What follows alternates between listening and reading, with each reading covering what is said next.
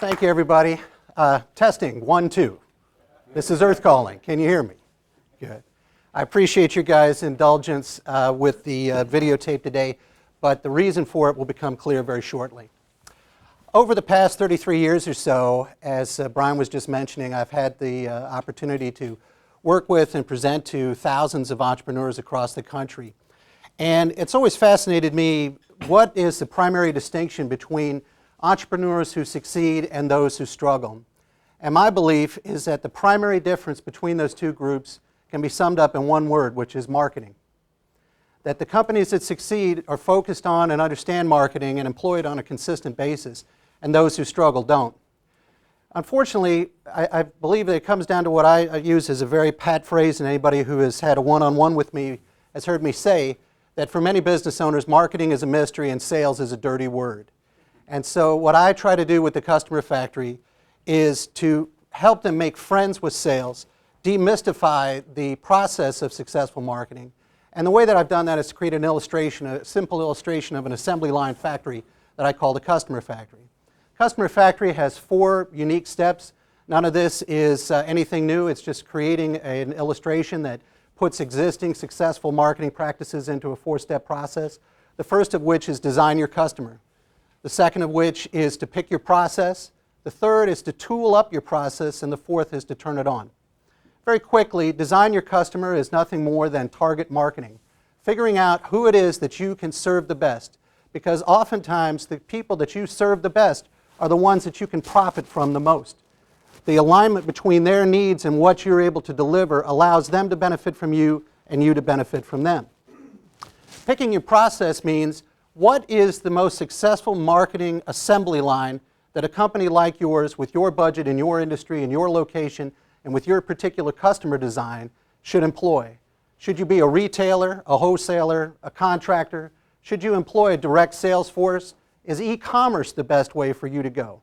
Perhaps direct response marketing. There are a variety of different assembly lines or marketing production processes that you can choose from. And I've listed them here on page number 5, pick your process. The one I want to speak about particularly today is education-based marketing, which is what I do. The third step is to tool up your production process, and there are a wide variety of tools that we all use, ranging from your business cards to your Yellow Pages ad, to a website, direct mail, email marketing, billboards, you name it. And I think where a lot of business owners get confused is that they believe that those tools are marketing, when in fact they're not. They're simply a tool to be used as part of an overall process, what I would call an assembly line, a marketing production process. And what they will do for you, it depends on how you use them and how you implement them in a strategic way. What I want to talk about to you today specifically are specialized information packages as a marketing tool. The fourth step in the Customer Factory process is to turn it on. In other words, after you've created your plan, you've picked your process, you've designed your customer, you've tooled it up, you have to actually go out and do the marketing. You've got to invest the money. You've got to invest your own commitment and the emotional investment that it takes to actually pull the trigger and spend money on things like direct mail and salespeople and Yellow Pages ads and so forth. And then you have to track the results that you're generating and see whether or not what you're doing is working and what parts of it could work better, by constantly testing and tweaking and using that feedback to put it back into your system for success. Now, as I mentioned, the second step of the Customer Factory process is to pick your process.